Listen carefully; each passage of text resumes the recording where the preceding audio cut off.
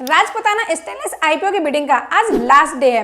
Investors अभी भी confuse हैं कि बिडिंग करें या ना करें। अब ये तो देखो आपके ऊपर है, पर मुझे लगा मैं आपको कुछ ऐसी बातें बता दूं जो आपके डिसीजन लेने में हेल्प कर सकती हैं।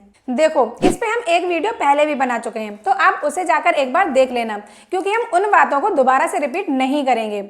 इस वीडियो में हम उन बातों को डिस्कस करेंगे जो मैनेजमेंट से बात करते टाइम सामने आई। अभी तक आप जानते हो कि राजपुताना कस्टमाइज तरीके से स्टेनलेस स्टील बनाती है और ये B2B मॉडल पे काम करती है, बट अब ये B2C मॉडल में एंट्री लेने जा रही है। इसीलिए जो इसने आईपीओ से पैसा रेज किया था उसमें से 18.5 करोड़ का ये मैन्युफैक्चरिंग फैसिलिटी सेटअप करेगी सीमलेस पाइप के लिए। B2C मॉडल पे जाने से अच्छी बात पता है क्या होगी? एक तो मार्केट एक्सपेंड कर पाएगी, दूसरा मार्जिन भी बेटर होगा। यहाँ तक आपको समझ में आ गया।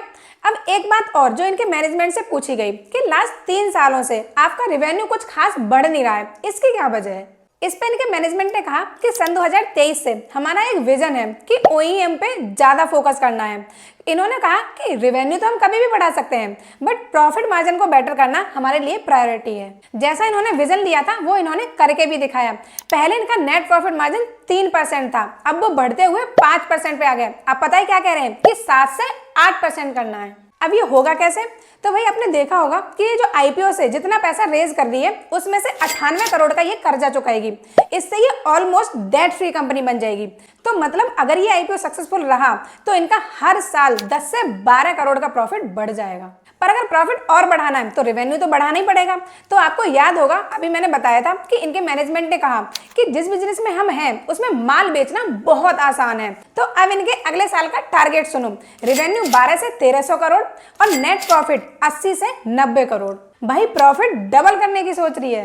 अब इसकी वैल्यूएशन को लेकर जो कंसर्न था कि ये बहुत एक्सपेंसिव है, वो तो मुझे भी लग रहा है, पर जो इनके मैनेजमेंट ने बोला है अगर वो 1 साल में कर गई तो भाई जो ये वैल्यूएशन अभी ले रही है ना वो 1 साल बाद जस्टिफाई करेगी। इन सब चीजों के अलावा एक सवाल और पूछा गया इनके मैनेजमेंट से कि कहीं आप अपना आईपीओ गलत टाइम पे लेकर तो नहीं आए हो, कि अगर ये आईपीओ कहीं 6-7 महीने पहले आया होता तो शायद लोग इसे खरीद लेते। तो भाई देखो, ये कंसर्न तो सबके दिमाग में है कि इस वॉर के सिचुएशन में हाई वैल्यूएशन वाली कंपनी को क्यों खरीदेंगे लोग। अगर हमें इसमें खरीदना ही है तो 6 महीने बाद खरीद लेंगे। वैसे आपको बता दूं कि इसका जीएमपी अभी भी 0 ही है।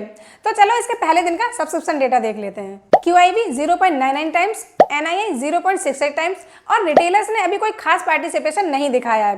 तो ओवरऑल मुझे ये कंपनी बहुत अच्छी लगी, अच्छा ग्रोथ कर सकती है, बट करंट सिचुएशन शायद इसके फेवर में नहीं है। तो अगर QIB का पार्टिसिपेशन बहुत ज्यादा रहता है तो मैं एक बार को इसमें बिड करने का सोच सकती हूँ, अदरवाइज लिस्टिंग के बाद ही देखूंगी।